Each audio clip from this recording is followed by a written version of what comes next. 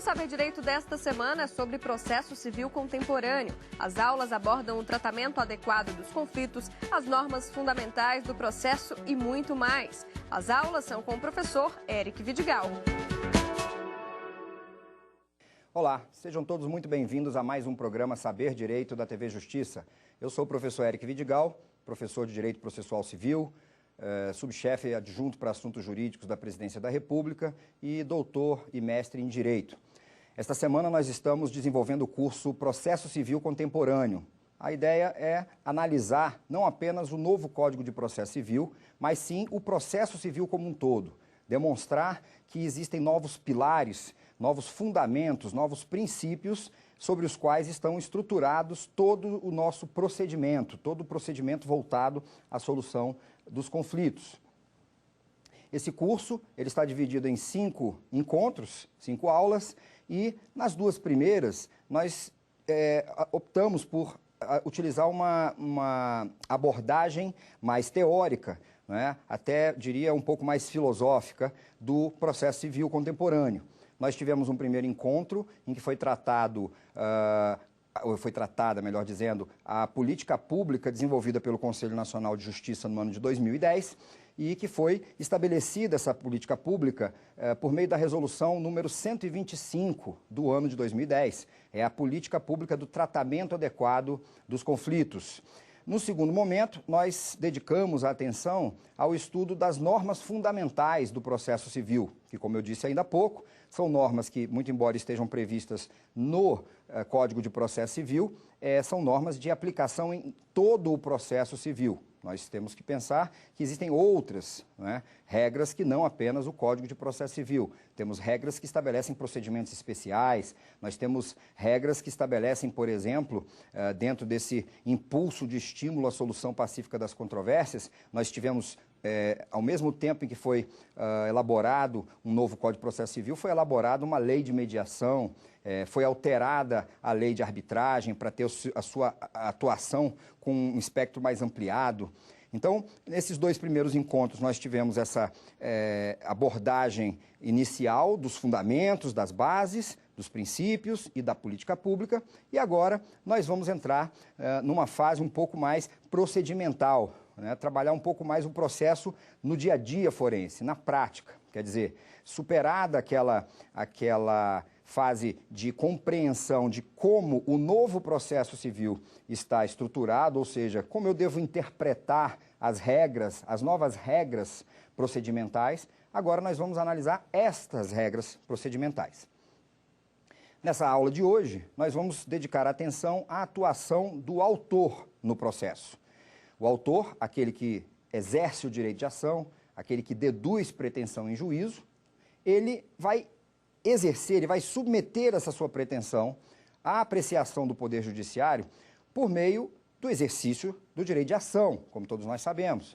E esse direito de ação, que é um direito que se extrai do texto constitucional, de todos os princípios que fundamentam o Estado democrático de direito, que fundamentam a República Federativa do Brasil, esse direito de ação, ele obviamente, como todo direito, ele está no plano etéreo, não é? Ele não é material. E para que ele possa ser exercido, ele precisa ser materializado.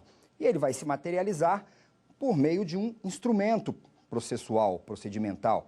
Ele vai se materializar, mais especificamente, por meio de um ato processual que nós denominamos de petição inicial. É um ato processual documental e nós denominamos de petição inicial, que é aquela petição que inaugura o processo e o procedimento. Podemos até definir como sendo um instrumento por meio do qual o autor exerce o direito de ação, deduzindo sua pretensão em juízo e formulando um pedido. Claro que, se nós formos comparar o processo de conhecimento com o processo de execução, nós teremos uma pequena variação nessa questão do pedido que será formulado. Isso porque a diferença básica que a gente pode afirmar entre o processo de conhecimento e o processo de execução, eu gosto de colocar sempre assim para os meus alunos. O processo de conhecimento, ele deveria, na verdade, se chamar processo de reconhecimento. Por quê? Porque o processo de conhecimento é aquele em que o autor submete fatos ao conhecimento do Estado juiz e formula um pedido. E esse pedido ele vem na forma de um reconhecimento de um direito. Ou seja, submeto fatos e recebo o reconhecimento daquele direito que eu alego ter. O processo de execução já é o contrário. O processo de execução, eu já tenho o direito reconhecido, seja numa sentença, seja num título extrajudicial, um cheque, uma nota promissória, um contrato subscrito por duas testemunhas, que é um título executivo extrajudicial, e eu submeto, então, esse direito já reconhecido ao judiciário, pedindo que ele seja convertido numa situação fática, concreta, que seria o cumprimento da obrigação. Então, a petição inicial, seja no processo de conhecimento, seja no processo de execução, essa petição inicial, ela vai ter que obedecer a alguns requisitos. Tá? E esses requisitos, eu também gosto de colocá-los na forma de uma fórmula matemática, mas para efeitos de memorização. Os alunos, normalmente, quando eu coloco no quadro, vocês devem se lembrar do π, né? O π da matemática, o 3,14, o número π. Eu costumo colocar ali o número π, a letra π, na verdade, igual, entre parênteses, 319 mais 320, fecha parênteses, menos 330. O que eu tenho aqui? Dentro dos parênteses, aquilo que a gente chama de requisitos positivos. Por que o π está aqui? O PI, petição inicial, é igual. Os requisitos positivos, que estão entre parênteses, que são aqueles requisitos que vêm nos artigos 319 e 320 do Código de Processo Civil, e, fechados os parênteses, eu tenho menos 330, porque aqui eu estou diante daquilo que nós chamamos de requisitos negativos, ou seja, aquelas hipóteses em que o Código prevê que, diante de qualquer uma daquelas hipóteses, o juiz irá indeferir a petição inicial. Então, uma petição inicial, para que ela esteja em perfeita harmonia com o que determina o Código de Processo Civil, para que ela seja devidamente processada, recebida pelo juiz e que resulte na determinação da citação do réu, essa petição inicial tem que apresentar os requisitos positivos, 319 e 320, e não pode se enquadrar em nenhuma hipótese do artigo 330.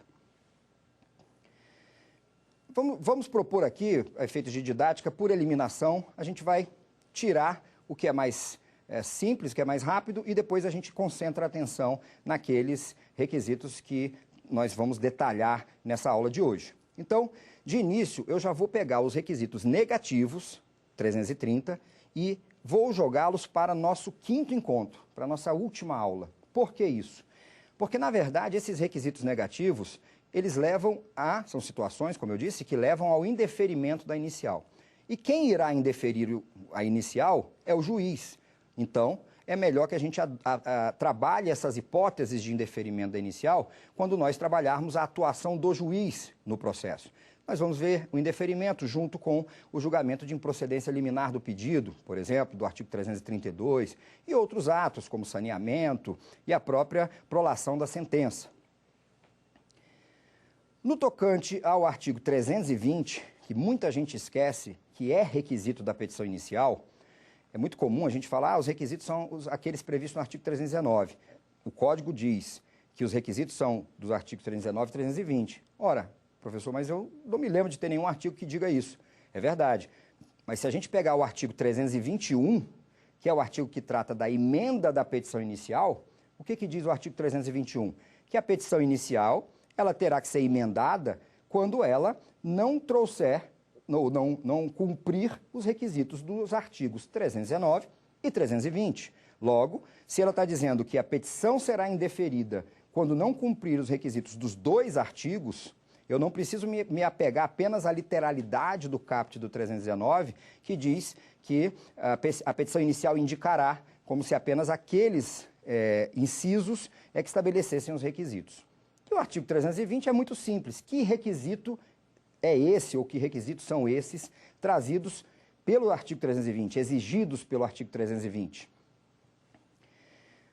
Numa simples leitura, a gente percebe que ali o legislador diz que a petição inicial deverá estar acompanhada daqueles documentos que são essenciais, indispensáveis à propositura da ação.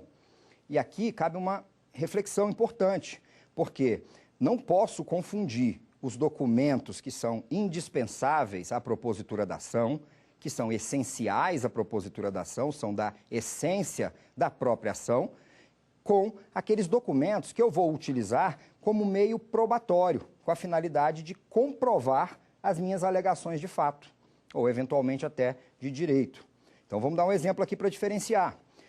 Se eu alego em uma ação de divórcio que a parte adquiriu patrimônio e não um bem imóvel, mas que ele fez apenas um contrato de gaveta e ele não registrou ainda no cartório do registro de imóveis porque o divórcio já era iminente e ele então está querendo, de alguma forma, retirar esse imóvel do alcance do cônjuge, o que acontece aqui? Eu vou alegar, olha, ele comprou um imóvel, mas ele não transferiu a propriedade da maneira exigida pela lei, que é com registro da escritura de compra e venda no cartório do registro de imóveis, com essa finalidade de causar algum tipo de prejuízo ao cônjuge, ao seu cônjuge, no momento do divórcio. Então, para comprovar essa alegação da compra desse imóvel, eu vou precisar juntar à petição inicial o documento comprobatório, né? A cópia da escritura de compra e venda, por exemplo, que foi lavrada em um determinado cartório. Eu vou ao cartório e pego uma cópia dessa escritura. Agora, eu vou juntar essa escritura nessa petição inicial da ação de divórcio como um documento comprobatório. E eu vou fazer isso porque a lei me exige que no momento da propositura da ação, se eu quiser produzir provas documentais, o momento de produção da prova documental para o autor é a petição inicial, é o protocolo da petição inicial. Assim como diz que o momento de produção, via de regra, da prova documental para o réu é o momento de apresentação da contestação. Ou seja, claro que existem as outras hipóteses em que a lei autoriza a juntada posterior de documentos, quando a gente fala de documentos que foram produzidos após a propositura da ação, muito embora relativos a fatos anteriores, ou relacionados com fatos supervenientes à propositura da ação. Mas aqui, quando eu falo do artigo 320, eu não estou me referindo a esse tipo de documento comprobatório das minhas alegações de fato. E aí fica um questionamento. Que tipo de documento seria da essência de uma ação de divórcio? Ora, eu não posso me divorciar se eu não for casado. Se eu viver apenas em união estável com alguém, eu não posso pedir divórcio. Logo, um documento que é indispensável, que é essencial à propositura da ação de divórcio, é a certidão de casamento. Um documento essencial a uma ação de guarda de menores, guarda de filhos, é a certidão de nascimento desse filho. A uma ação que discuta a validade de uma cláusula contratual, o documento essencial é o instrumento contratual. Que se discuta a propriedade de um bem imóvel, é a escritura registrada no cartório de registro de imóveis, porque aqui eu estou discutindo a propriedade de um bem imóvel. Então, afastada a análise do artigo 330 e agora já esclarecida essa peculiaridade do artigo 320, nós podemos focar toda a nossa atenção no artigo 319, que é o artigo mais importante realmente, que traz aqueles requisitos da petição inicial que nós conseguimos identificar a partir do momento em que nós abrimos a capa dos autos, né? Que a gente já começa ali, quando vira a capa dos autos, as duas primeiras linhas que normalmente estão em caixa alta, em negrito, e dizem normalmente assim: excelentíssimo senhor, juiz, não sei o quê, de direito, juiz federal, da vara tal, da comarca tal, da seção judiciária tal. Então, aquilo que a gente costuma chamar de endereçamento da inicial. Esse é o primeiro requisito da petição inicial. Então, o Código diz no artigo 319, a petição inicial será, a petição inicial indicará, inciso 1º, o juízo a que é dirigida. Aqui também um ponto importante, que é o seguinte: a gente já consegue encontrar em alguma doutrina e até em algumas aulas que a gente vê pela internet, muita gente dizendo que, olha, aqui houve uma mudança muito importante no requisito da inicial, porque antes a gente dirigia a petição para o juiz e agora a gente dirige para o juízo. Então, o pessoal, quando está se preparando para o exame de ordem, fica muito preocupado. E agora, como é que eu peticiono? Bom, a primeira coisa que eu tenho que ter em mente quando eu vou peticionar é lembrar que existe um princípio chamado instrumentalidade das formas, não é? A instrumentalidade das formas é um princípio que está também associado ao princípio da tipicidade. Como assim? Bom, tipicidade é aquele princípio dos atos processuais que diz que só é ato processual aquele ato previsto em lei. Então, o ato vem previsto em lei. Segunda questão, no que diz respeito à forma desse ato processual previsto em lei, o Código dispõe o seguinte, que o ato, ele independe de forma, senão quando a lei expressamente o exigir. Então, a formalidade, a forma, o formato, o desenho de um determinado ato, ele só vai, eu só preciso me preocupar com isso quando a lei expressamente exigir. Só que tem um porém. Ainda que o Código diga que eu só vou precisar me preocupar com essa formalidade quando a lei expressamente exigir, o Código estabelece esse princípio da instrumentalidade das formas, que trabalha com a ideia de que a forma é um mero instrumento para se alcançar uma finalidade específica. Então ele vai dizer, em dois momentos diferentes, que o ato processual independe de forma, senão quando a lei expressamente o exigir, sendo considerados válidos aqueles que, ainda que praticados de outro modo, lhe alcançam a finalidade. Ou seja, mesmo que eu tenha uma previsão de forma, se eu praticar aquele ato de outra forma, mas alcançar a finalidade, esse ato tem que ser considerado válido. Claro, se não for hipótese de uma nulidade, né? Principalmente das nulidades absolutas. Tá? Mas tirando as hipóteses de nulidades, nesse caso, eu não preciso repraticar o ato. Então, a gente tem aqui o seguinte, petição inicial tem forma prevista em lei? E aí alguém poderia falar assim, toda petição que eu vejo é igual. Começa lá o negrito caixa alta endereçando, depois tem um espaço em branco, depois qualifica o autor, em negrito também, caixa alta, o nome, depois qualifica, coloca lá o nome de ação, em negrito caixa alta, destacado, centralizado, depois o nome do réu, em negrito caixa alta, qualifica o réu, dos fatos, do direito, do pedido, valor da causa e assina. Tá. E aí fica a questão. Toda petição é redigida assim, mas há uma exigência da lei nesse sentido? A resposta é não. A resposta é não. Então, aquele desespero que o aluno tem quando vai fazer exame de ordem, segunda fase, eu não sei a petição se vai estar certa ou não vai, não precisa ser levado a ferro e a fogo, porque sequer existe uma forma prevista em lei para a petição inicial. O que nós temos são requisitos. Tá? E no que diz respeito ao requisito do inciso 1º, não houve mudança nenhuma, até porque competência nunca foi atributo de juiz. Competência é atributo de órgão jurisdicional. Claro que eu posso pegar o juiz na perspectiva constitucional, quando fala que são órgãos do Poder Judiciário, o Supremo Tribunal Federal, o Superior Tribunal de Justiça, os tribunais de justiça e os juízes de direito, nessa perspectiva eu trabalho o juiz como um órgão. Mas a gente está falando do juízo. O que acontecia no outro código é que dizia o juiz ou tribunal a que é dirigida a petição. Quando, na verdade, aquilo era um erro de técnica legislativa. Sempre o correto ali a se ler, a se interpretar, era o juízo ou tribunal, que na verdade juízo abrange tribunal, porque tribunal é uma forma de juízo. Vamos aqui olhar a nossa primeira questão e em cima dela eu vou continuar desenvolvendo o nosso texto, a nossa aula.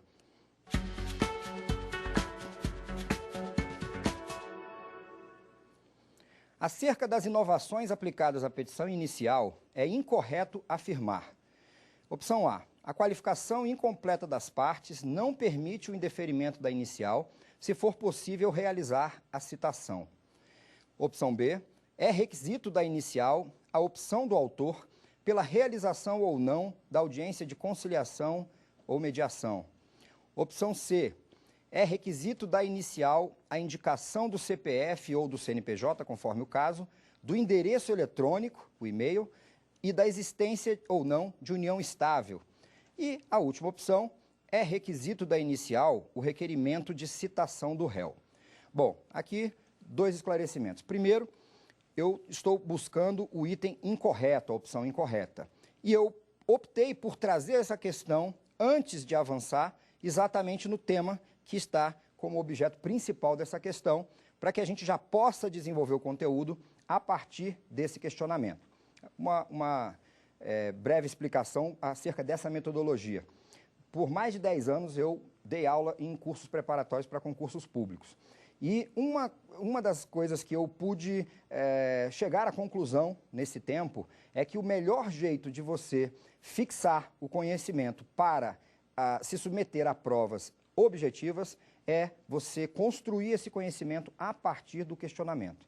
Então, nós falamos do requisito do inciso 1º do artigo 319, e quando eu olho para cá, para essa questão, eu já vejo que no item A, eu já estou falando de qualificação das partes, que seria exatamente o inciso 2º.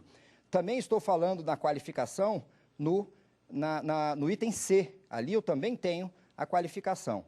E a questão do requisito da inicial, com a opção do autor pela realização ou não de audiência de conciliação, nós comentamos um pouco sobre isso, ainda que brevemente, no nosso primeiro encontro. Está dentro da ideia do princípio do estímulo à solução pacífica dos conflitos. Tanto no primeiro encontro quanto no segundo nós tratamos disso. Então a gente já tem aqui que a última opção é requisito da inicial, requerimento de citação do réu. A ideia aqui é o quê? Primeiro, item incorreto. O único incorreto, que é esse item D, ele está falando de um requerimento que nós, que já lidamos com o processo há mais tempo, sempre vimos como requisito da inicial. De fato, o artigo 282, inciso 7, salvo engano, do Código de 73, ele tinha como requisito o requerimento de citação do réu. Então, você tinha o inciso 1º, o endereçamento, o 2º, a qualificação, até aqui continua tudo igual, o 3º, os fatos e os fundamentos jurídicos do pedido, continua igual, o 4º, o pedido com as suas especificações, o 5º, o valor da causa, o 6º, o 6º era o requerimento de citação do réu, e o 7º, as provas com que deseja comprovar suas alegações. Então, o que aconteceu nessa troca, nessa substituição de Código de Processo Civil? O artigo 319 corrigiu aquela impropriedade legislativa do inciso 1º, juízo. O inciso 2º aumentou o rol de requisitos voltados à qualificação do réu, e é isso que a gente vai tratar aqui nessa opção B. O inciso 3º e 4º e 5º continuam iguais. O inciso 6º passa a tratar das provas e o 7º trata exatamente do que dispõe aqui a opção B, que é o requisito de opção, a manifestação do autor, se ele aceita, se ele deseja ou não se submeter a uma tentativa de conciliação ou de mediação. Então, nós podemos, a partir disso que eu coloquei agora, já de ponto, deixar consignado que não há mais a necessidade de requerer, de o autor requerer a citação do réu. Aliás, isso sempre foi uma crítica não só de estudiosos, de doutrinadores, de professores, mas de todos os operadores, dos advogados. Quer dizer, se para obter a satisfação da minha pretensão eu preciso da decisão judicial, se eu provoco o poder judiciário, é óbvio que eu desejo que o réu se manifeste, ou ainda que eu não deseje, é um direito constitucional do réu tomar ciência de que é réu e ter possibilitado a sua ampla defesa, não haveria por que eu determinar a emenda da inicial se o autor esquecesse, por exemplo, de pedir a citação do réu. Então, isso agora já não se fala mais. Não é mais requisito da inicial o requerimento de citação do réu. Por outro lado, quando eu analiso ali a qualificação incompleta das partes não permite o indeferimento da inicial, se for possível realizar a citação, eu já posso começar a associar com alguns daqueles princípios que a gente trabalhou na aula passada e que é principalmente aquele princípio da primazia do julgamento de mérito. Quer dizer, o Código aumentou a exigência com relação aos requisitos de qualificação das partes. Se antes eu tinha nome e prenome, domicílio, residência, estado civil e profissão do autor e do réu, agora ainda se exige a indicação do CPF ou do CNPJ, como está aqui no item C, se exige a indicação do endereço eletrônico e se exige também a afirmação se o autor e o réu estão ou não em situação de união estável. Não, obviamente, um com o outro. Pode até acontecer, mas não necessariamente um com o outro. Então, aqui nessa questão, eu já coloquei no item C as inovações do 319, inciso 2, que trata da qualificação do réu, e aí eu questionei, é requisito da inicial? Agora é requisito da inicial. Contudo, aqui entre nós, a gente não tem como adivinhar qual é o e-mail da outra parte. É muito difícil, às vezes até, eu identificar o CPF da outra parte. O CNPJ nem tanto, porque se tem CNPJ, você na internet consegue acesso ali à informação da Receita Federal, você pode ir à junta comercial, mas o CPF é muito mais complicado. E união estável, mais difícil ainda. Então, diante dessa situação, o que o legislador, ao exigir esses novos dados, e é interessante que a gente já tenha esses dados, porque com CPF, CNPJ, eu já consigo, por exemplo, no processo de execução, atuar de uma forma mais rápida na localização de patrimônio do devedor, né? Por meio do conhecimento do endereço eletrônico, eu posso, por exemplo, quando isso for regulado, trabalhar intimações eletrônicas feitas por e-mail. Há a previsão de que, nos termos da lei, ainda não existe essa lei, essa questão pode ser regulamentada. E no que diz respeito à união estável, obviamente, né, a gente sabe que existem situações em que o Código exige a formação de litisconsórcio passivo necessário em razão de cônjuges, né? Então a gente vai ter lá no artigo 75, 76, salvo engano, que o cônjuge somente necessitará, isso é o caput, o cônjuge somente necessitará da autorização do outro para propor ações que versem sobre direitos reais imobiliários. Isso no polo ativo. Eu não preciso formar um litisconsórcio. Eu apenas preciso da autorização do outro. Mas no polo passivo, o parágrafo 1º já traz. Ambos os cônjuges serão necessariamente citados. E essas disposições, elas devem se aplicar também à união estável, obviamente. A Constituição equipara união estável e casamento para todos os fins legais. Então, se a gente pegar aqui o nosso Código de Processo Civil, que de todos os livros, quando pedem para indicar livros para facilitar o estudo, é o livro que eu mais recomendo, essa disposição está no artigo 73, para ser mais específico, tá? Então, para facilitar os estudos de vocês, depois dê uma olhada no artigo 73 do Código de Processo Civil.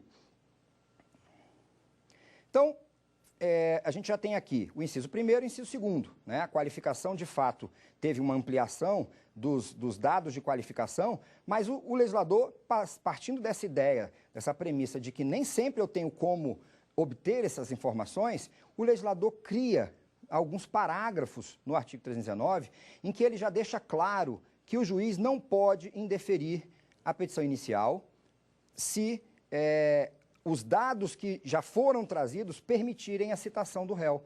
Obviamente, para citar o réu, eu preciso do nome dele e do endereço. Então, eu não preciso do e-mail para citar o réu. Eu não preciso saber se ele está em união estável. Não necessariamente, dependendo do tipo de ação.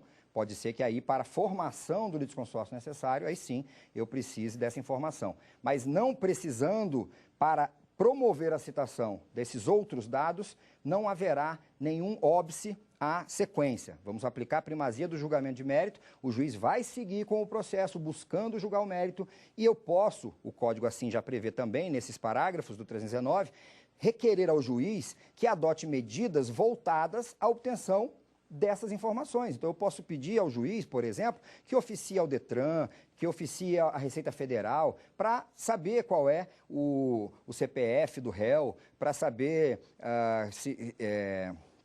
se tem algum vínculo de CPF no nome daquela pessoa no Detran. Ou ainda, o que é mais eficiente até, é requerer ao juiz que determine a outra parte, que determine ao réu, que apresente essas informações assim que for apresentar sua contestação. E aí, obviamente, que a outra parte tem o dever de cumprir esse mandamento judicial, sob pena de ser condenado em ato atentatório à dignidade da justiça e pagar uma multa até elevada nessa hipótese, né? Avançando, aliás, antes de seguir para o inciso 3º, é bom até fazer uma crítica aqui, uma reflexão, né? O Código, ele fala que o juiz não poderá indeferir a inicial se a falta de algum daqueles dados de qualificação permitir a citação. Só que tem um porém. A falta de requisitos do artigo 319, por força do comando do artigo 321, não fala em indeferimento, fala em emenda da inicial.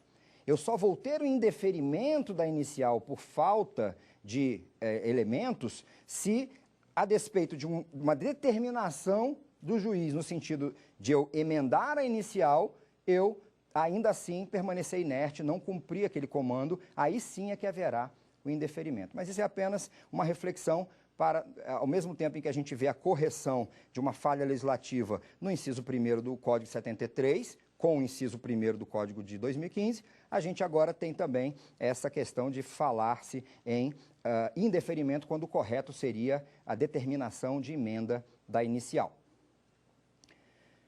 O inciso 3º trata dos fatos e dos fundamentos jurídicos do pedido. O que eu tenho aqui? A causa de pedir, a indicação da causa de pedir. Todo pedido, né, que é o inciso 4º, vai ser o pedido com as suas especificações, todo pedido, ele está sustentado em alguma razão.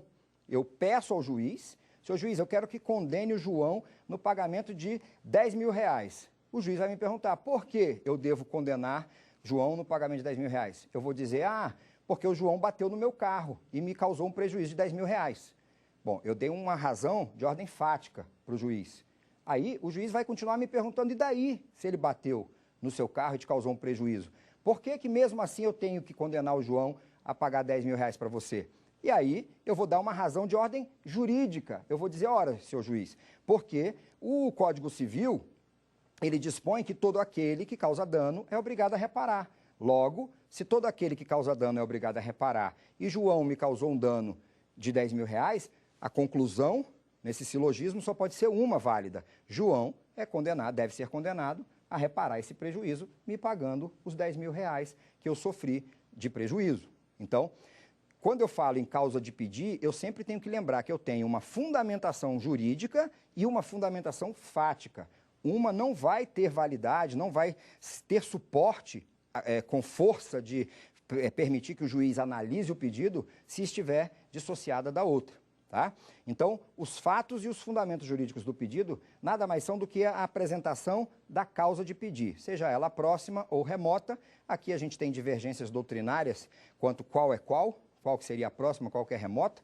Duas correntes muito fortes e muito respeitadas trabalham com posições antagônicas. Então, mas o que importa é a fundamentação jurídica e a fundamentação fática, elas têm que estar demonstradas na petição inicial. Até porque quando a gente fala nos elementos da ação, os elementos da ação são as partes, a causa de pedir e o pedido. E o juiz, para analisar identidade, semelhança entre ações, não é? Para possibilitar reunião, por exemplo, por conexão ou por continência, ou até a extinção por litispendência, ele vai ter que confrontar esses três elementos, as partes, a causa de pedir e o pedido. E aí, conforme o grau de identidade, ele vai poder adotar a sua posição. Então, a análise da causa de pedir vai se dar toda nos fatos e nos fundamentos jurídicos do pedido. É importante a gente frisar o seguinte, na narrativa fática, a gente vai trazer os fatos que são pertinentes e relevantes. Eu não tenho mais aquela necessidade daquelas petições em que se você vai pedir um divórcio, você vai contar como que as partes se conheceram, como era o clima do casal, na constância do casamento, por que elas resolveram se separar, quem é que tem culpa ou não tem culpa na separação, nada disso. Né? Até porque hoje em dia basta eu requerer o divórcio e o Estado não tem mais nada a ver com isso. Né? Numa época não tão distante, mas já um pouco afastada da nossa realidade, realmente a gente precisava, no meu primeiro casamento, precisei pedir a separação judicial e depois de um ano do decreto de separação judicial, você vai lá em juízo e pede a conversão da separação em divórcio. Isso existia, porque aí o Estado ficava ali, ele, não, tem certeza? Pensem mais um pouco, não vou decretar o divórcio, quem é que deu causa? Não, mas ele violou os deveres do casamento, fidelidade, isso não cabe mais. Então, só aqueles fatos que são relevantes realmente, pertinentes, de modo bem objetivo, e no que diz respeito à fundamentação, ao direito, a gente vai trabalhar um pouquinho disso na última aula, quando a gente falar da fundamentação da sentença. A sentença, o juiz analisa o pedido. Então, pedido bem feito, sentença bem prolatada. Pedido bem fundamentado, sentença bem fundamentada. Então, nessa fundamentação jurídica, ao invés de discorrer, citar doutrinas e aumentar o volume de páginas da nossa petição, a gente pode trabalhar hoje dentro de uma nova dinâmica que o Judiciário já vem adotando, com a utilização de precedentes, de enunciados de súmula e de jurisprudência, tá? Também com o próprio texto da lei, em última instância, em última análise, apenas quando a gente falar em institutos novos no direito brasileiro, para efeitos de comparação ou apresentação de uma proposta nova de interpretação, a gente trabalhar com alguma doutrina que a gente eventualmente queira citar. E esse tipo de citação eu ainda recomendo que coloque em nota de rodapé, que é para o volume não ser muito extenso dessa petição inicial. Vamos então conferir a nossa segunda pergunta.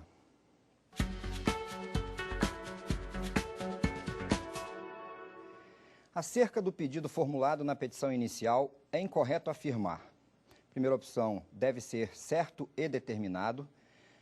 Letra B, não tem qualquer relação com a fase de cumprimento de sentença. Letra C, juntamente com as regras de competência, é um limitador do exercício da jurisdição. E a letra D, admite-se sua formulação de modo genérico em algumas exceções. Antes de a gente chamar aqui a resposta, vamos dar uma passada aqui em cada um desses itens. Eu ainda estou dentro daquela metodologia de a gente extrair o conhecimento a partir desse questionamento. Então, quando a gente fala que o pedido deve ser certo e determinado, a gente tem aqui duas modificações iniciais no que diz respeito ao Código 73 e ao Código de 2015. Quais são essas modificações? No Código de 73, o inciso 4º do 282, assim como o inciso 4º do 319 do Código de 2015, ambos dizem que a petição inicial indicará o pedido com as suas especificações. Mas quando a gente avança no estudo do pedido, e eu digo para vocês que a questão do pedido talvez seja das mais importantes dentro da elaboração da petição inicial, isso porque o pedido, quando ele é mal formulado, ele impede que o julgador conceda aquilo que realmente a parte postula em juízo. Eu já me deparei com situações em que o juiz disse à outra parte que gostaria, que alcançou aquilo que a parte gostaria de ter como prestação jurisdicional, que ele gostaria de conceder porque acha que haveria elementos suficientes, mas que da forma que o pedido foi formulado, ele estava impossibilitado de prestar a jurisdição. Ou seja, o pedido, além de funcionar como um indicativo daquilo que a parte tem como pretensão, o pedido também funciona como um limitador do exercício da jurisdição. Isso para evitar qualquer tipo de abuso. Quer dizer, o poder jurisdicional é o maior, é o mais eficiente, é o mais abrangente de todos os poderes exercidos pelo Estado. Isso porque, como a gente até já comentou em outras oportunidades, a jurisdição tem por característica a definitividade, que é uma aptidão à coisa julgada, uma aptidão à imutabilidade. Diferente do ato de natureza legislativa e do ato de natureza administrativa, o ato jurisdicional é o único que tem essa aptidão à imutabilidade. Qualquer lei pode ser modificada no dia seguinte, pode também ser declarada inconstitucional. Qualquer ato administrativo pode ser reeditado no dia seguinte, como também pode perder a sua força normativa ou regulatória com a modificação da lei, que a ele está vinculado, como também pode ser anulado pelo Poder Judiciário. Agora, aquela decisão judicial que não pode mais ser recorrida, essa decisão não pode mais ser modificada. Então, a gente tem aí, dentro dessa ideia de jurisdição, com uma característica de aptidão à coisa julgada, que o exercício da atividade jurisdicional tem que ser contido. Então, nós temos o princípio da inércia, que impede que a jurisdição seja exercida de ofício. Nós temos as regras de competência, não é? Essas regras elas vêm trazidas justamente no endereçamento da inicial, quando eu digo que o juízo competente para apreciar o meu pedido é aquele que eu estou indicando. Então, quando eu coloco lá ao juízo da vara cível ou ao juízo de direito da vara cível da comarca do Rio de Janeiro ou da circunscrição judiciária de Brasília, eu estou limitando o exercício da atividade jurisdicional, utilizando aqueles critérios de matéria, critério material, competência funcional, e competência territorial. E o pedido seria, então, esse terceiro grande limitador da jurisdição, principalmente porque o Código diz que o juiz não pode conceder pedido diverso daquele que foi formulado, nem conceder a mais, além do que aquilo que foi pedido, aquilo que a gente diz que é a vedação ao julgamento ultra petita, pedido a mais, além do que foi pedido, e extra petita, que é um pedido diverso daquele que foi formulado. Então, quando a gente olha para cá, para essa questão, a gente já pode trabalhar com a afirmação de letra C, que diz que, juntamente com as regras de competência, é um limitador do exercício da jurisdição. Então, aqui eu já descartei como sendo uma correta, né? A gente já marcou aqui a opção B como sendo a incorreta, que é o que está sendo provocado, mas a gente já elimina, então, a gente já sabe por que a C está correta. De fato, o pedido, juntamente com as regras de competência, que são utilizadas, são estabelecidas no endereçamento da inicial, no 319.1 do Código de Processo Civil, é um limitador do exercício da jurisdição. Agora, além do que essa afirmação não tem qualquer relação com a fase do cumprimento de sentença, dentro dessa mesma ideia de que o pedido ele limita a atividade jurisdicional, nós também temos uma relação direta entre o que está sendo pedido e a fase de cumprimento de sentença. Mas como assim? O que tem uma coisa a ver com a outra? É que para eu deflagrar a fase de cumprimento de sentença, que é o processo, a fase de execução, né, eu preciso ter o título executivo judicial. Esse título executivo judicial, se ele for emanado de um processo de conhecimento, ele vai ser uma sentença proferida no processo de conhecimento. Essa sentença, se ela foi proferida no processo de conhecimento, ela levou em consideração o que foi pedido pelo autor. E como o juiz está vinculado ao que foi pedido, ele não pode conceder pedido a mais, não pode conceder pedido diverso, ele tem que decidir exatamente nos termos do pedido. E aqui o que a gente tem? É que se o pedido for de um jeito, a sentença vai ter que acompanhar esse pedido da mesma forma. E a partir do momento que a sentença acompanha esse pedido da mesma forma, essa sentença se constituindo no título, se eu tiver os requisitos de execuibilidade do título presentes no pedido, eu já vou ter esses requisitos de execuibilidade presentes no título executivo, que é a sentença. Vamos colocar isso de uma forma mais clara. E aí avançando até naquelas outras opções, quando eu falo que o pedido deve ser certo e determinado, e na última opção, que é aquela que diz em que algumas hipóteses eu posso formular pedido genérico. Então, basicamente, quando eu estava fazendo aquela comparação entre os dois códigos, 73 e 2015, eu disse que ambos os incisos 4 do artigo 282 e do 319 continuam os mesmos, o pedido com as suas especificações. Mas no código anterior, eu tinha uma determinação de que o pedido deveria ser certo ou determinado. E toda a doutrina, isso era unânime, dizia que esse ou, que essa conjunção alternativa, deveria ser entendida, compreendida como uma conjunção aditiva, que o pedido deveria ser certo e determinado. E esses dois requisitos, eles vinham em um mesmo artigo do Código de Processo Civil de 73. E o que acontece agora no Código de 2015 é que esses dois requisitos foram separados. Então, um deles está no artigo 320, que é o que dispõe que o pedido deve ser certo, é o artigo 322, e o artigo 324, que diz que o pedido deve ser determinado. E, basicamente, para que a gente não confunda um com o outro, o pedido certo é aquele que, se a gente for pensar no oposto, é o pedido que não é implícito.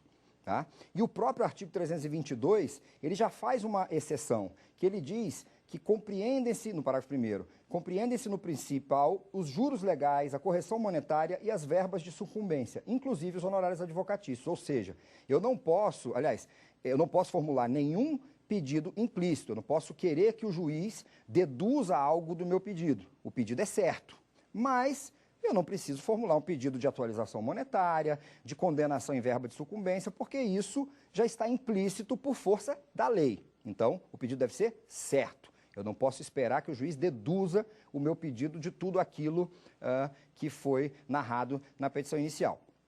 no tocante à determinação do pedido, a gente pode entender como liquidez, né? O pedido determinado é o pedido que não é genérico, é o pedido que é claro. Então, eu tenho ali a regra de que o pedido tem que ser certo, eu estou me referindo, via de regra, à qualidade do objeto. Quando eu digo que o pedido tem que ser determinado, via de regra, eu estou me referindo à quantidade. Então, se eu for pedir, quero que o réu seja condenado. Condenado a quê? Pagar. Bom, se é pagar, eu já sei que é em moeda, é em dinheiro. Então, eu já sei que o objeto é pagamento em dinheiro. Agora, pagar o quê? Pagar quanto? Ah, 500 mil reais. Então, aí eu tenho a determinação do pedido. Eu não posso só dizer quero que o réu seja condenado a pagar, porque aqui eu estou formulando um pedido certo, porém não determinado. Tá? E o que acontece é que lá nas execuções, a gente tem como requisito de execuibilidade o quê? Que o título tenha uma obrigação que seja ao mesmo tempo certa, líquida e exigível. Se a gente pensar que a sentença em si, via de regra, já é exigível, a obrigação contida nela já é exigível, por ser uma sentença, obviamente, para que essa sentença possa ser executada, eu só preciso assegurar que ela tenha uma obrigação que seja também certa e líquida. Se o pedido for certo, a obrigação contida na sentença será certa.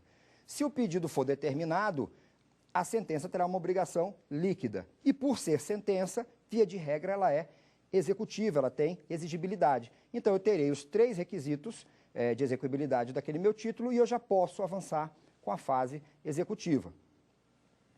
Agora, se nós tivermos, por exemplo, uma hipótese em que haja a suspensão da eficácia da sentença, nós vamos ter uma sentença com obrigação certa, líquida, porém não exigível. Então, eu dou 2 exemplos. Eu posso ter um pedido que foi certo, porém ele não foi determinado, ele foi feito de modo genérico. Isso é possível? Existem exceções em que a lei permite que esse pedido seja feito de modo genérico, que era até a nossa opção na letra D, aqui do nosso segundo questionamento.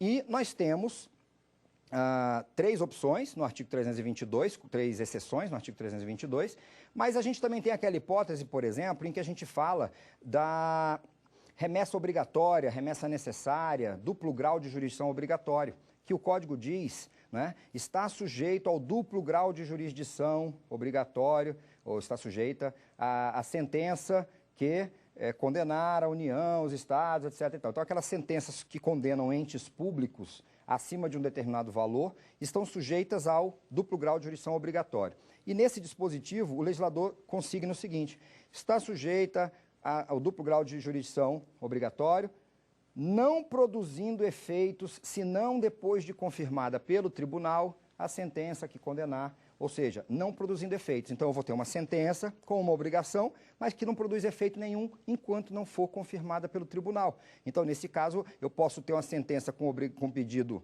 com obrigação certa e líquida, uma vez que o pedido foi certo e determinado, mas que não vai ser exigível nesse momento porque está faltando um dos seus, não vai poder ser executada porque ainda está faltando um dos seus requisitos de execuibilidade. Então, quando a gente fala, falta fechar aqui do pedido, quais são as exceções em que o pedido não precisa ser determinado, ele pode ser genérico. Nós vamos no artigo 322, são 3 situações. Então, o Código diz que é admitido, contudo, o pedido genérico, é lícito o pedido genérico, formular o pedido genérico, quando? Quando nós estivermos diante de ações universais, não é? E eu não puder individuar, naquele momento do ajuizamento da ação, os bens demandados. A segunda hipótese, quando não for possível determinar no momento do ajuizamento da ação as consequências do ato ou do fato. Então, se a gente pensar numa pessoa que é atropelada, tem que fazer cirurgias, tratamento médico, fisioterapia, e o tempo está passando, vai prescrever, ela não vai poder exercer o direito de ação mais, porque ela ainda não tem todos os valores, ela formula o pedido genérico, condenar em todos os valores. Quando ela já tiver concluído o tratamento, tiver as notas fiscais, os tratamentos, etc., ela vai lá e liquida aquela sentença, atribui o valor, atribui a liquidez e ele pode executar. E, por fim, quando a determinação do objeto depender de um ato que deva ser praticado pela outra parte. Então, eu quero processar um banco, porque eu acho que os descontos que estão sendo feitos na minha conta são indevidos, eu peço uma relação de todos os descontos nos últimos 5 anos, o banco não me entrega, eu não tenho como especificar, não é, determinar o valor do meu pedido. E aí, nesse caso, o que eu vou fazer? Eu vou pedir ao juiz, eu vou entrar com um pedido genérico e vou pedir ao juiz que, no curso do processo, determine ao réu que apresente essa documentação. Então, aqui, até só para fechar a segunda questão, a gente tem aí que o pedido deve ser certo e determinado, era a nossa primeira opção, ela está correta. O pedido realmente está diretamente relacionado, o pedido ser certo e determinado está relacionado com os requisitos de execuibilidade, então por isso que o item 2 estava errado, porque dizia que não tinha correlação. Nós temos exceções em que o pedido ele pode ser genérico, e nós temos, e essa era a opção D, e a opção C, que eu pulei aqui, falava do pedido como um limitador do exercício da atividade jurisdicional. O quinto requisito da petição inicial, que está no inciso 5º do artigo 319, é o valor da causa. Então, a petição inicial indicará o valor da causa. Aqui, nós vamos ter que fazer uma remissão ao artigo 291 até o 293, 294, em que ali a gente vai ter a primeira afirmação que é importantíssima, que é: a toda causa será atribuído um valor, ainda que não tenha conteúdo econômico imediatamente aferível. O que isso quer dizer? Que não importa a natureza do que está sendo discutido. Toda causa tem que ter um valor atribuído a ela. E nós temos ali no artigo 292 alguns critérios que associam, por exemplo, no caso do pedido cumulado, quando eu formulo vários pedidos, o valor da causa é o somatório desses pedidos. Né? No caso do pedido alternativo, o valor da causa é o pedido de maior valor. No caso do pedido subsidiário, é o valor do pedido principal. Que o pedido subsidiário é aquele que eu quero o principal, caso o juiz não possa me conceder, eu formulo um outro pedido, em ordem sucessiva, subsidiária. E o valor da causa vai ser o valor do pedido principal. Se eu estou discutindo um contrato, o valor do contrato, um bem imóvel, o valor venal do imóvel. Então, eu tenho alguns critérios no 292, mas eles não se esgotam ali. E ainda sobre o valor da causa, é importante afirmar que agora, com o novo código, acabou aquela discussão se o juiz podia ou não corrigir de ofício o valor da causa. Então, ele pode, além de mediante provocação do réu em preliminar de contestação, ele pode de ofício e por arbitramento determinar a alteração do valor da causa, determinar então que a parte recolha aquilo que está faltando, se ele entender que a fixação do valor da causa está em desconformidade com as previsões normativas. Encerrando, partindo assim para o encerramento da petição inicial, depois que nós terminamos de elaborar o pedido, a gente indica, né, as provas com que deseja comprovar as nossas alegações. Então, eu gosto de já, desde o início, deixar clara qual é a prova que eu quero utilizar. Então, requer provar o alegado por todo meio de prova, especialmente por prova documental, por prova pericial, mas a gente sabe que lá na fase de saneamento ainda será dada a oportunidade de as partes especificarem suas provas. Mas eu não posso deixar de fazer pelo menos o requerimento genérico, que é o que está sendo exigido no inciso 6º do artigo 319. E, por fim, nós temos o inciso 7º do 319, que é justamente o requisito novo, que é aquele pilar do estímulo à solução pacífica das controvérsias, que a gente vai ter que manifestar na petição a opção do autor pela realização ou não da audiência de conciliação ou mediação. Seria mais a participação nessa audiência. E, independentemente do que o autor manifestar, se o réu manifestar concordância, o autor vai ter que comparecer a essa audiência. Tá? É interessante também uma questão que já está polemizando no judiciário: se eu deixar de indicar minha opção, eu já vi decisões em que os juízes estão mandando emendar a inicial. Contudo, a minha interpretação é de que é desnecessário esse despacho de emenda, é até talvez descabido, porque, muito embora o 321 estabeleça que a falta de requisitos do 319 e do 320 levam ao despacho de emenda, a gente sabe que lá no 334, que é o artigo que regula a audiência, que é obrigatória, o artigo diz que a audiência é obrigatória e que só em duas situações ela não será realizada. Uma é quando o direito não admitir autocomposição, e a outra é quando houver recusa expressa de todas as partes. Não vou nem dizer de ambas, porque, na verdade, a gente pode ter um litisconsórcio ativo, um litisconsórcio passivo, e tem que ser de todas as partes. Tá? Então, na verdade, se tem que haver recusa expressa, se a recusa tem que ser expressa, não se admite recusa tácita, o tácito pode ser apenas a aceitação. Então, a audiência é obrigatória. Caso não haja recusa expressa, eu posso interpretar que houve aceitação, sendo então desnecessária, até por violar princípios como duração razoável do processo, celeridade processual, esse despacho de emenda.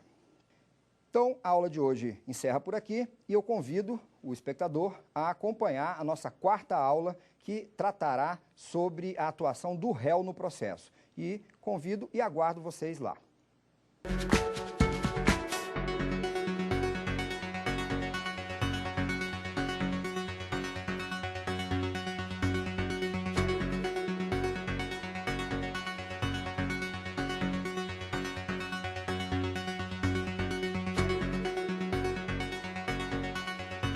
Quer dar uma sugestão de tema para os cursos do Saber Direito? É só mandar um e-mail para a gente, saberdireito@stf.jus.br. Ou então, entre em contato pelo nosso WhatsApp. O número é este que aparece na sua tela. Você também pode estudar pela internet. Acesse tvjustiça.jus.br. Reveja ainda as aulas no nosso canal do YouTube, TV Justiça Oficial.